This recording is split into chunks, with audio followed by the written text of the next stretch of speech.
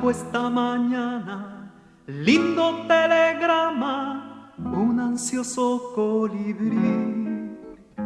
Me decía que la savia, insectos y ranas anuncian el fin.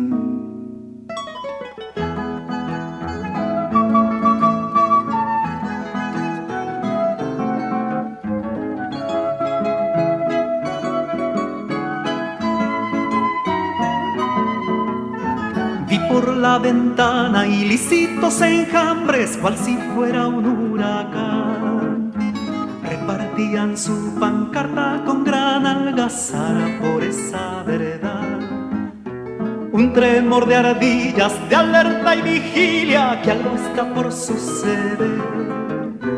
Luego una palabra oculta que saltó desnuda me hizo comprender.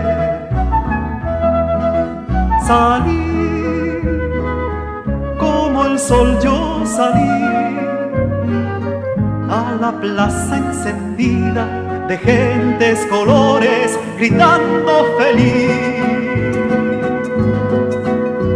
Corrí hasta el mar y miré, tras los peces venían los náufragos vivos que ayer yo perdí.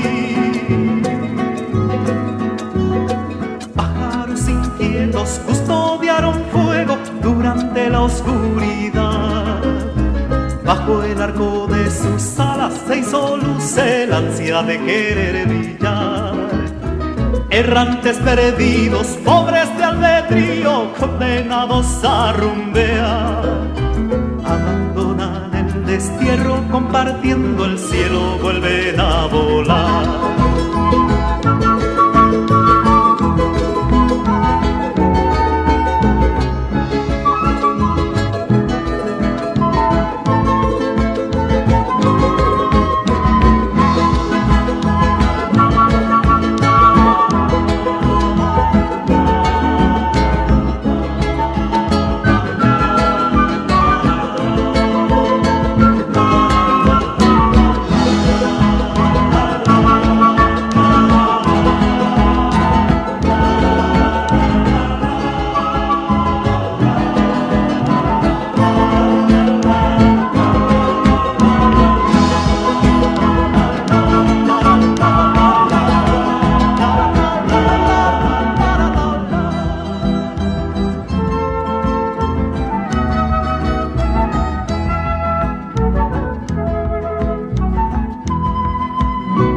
Salí, como el sol yo salí,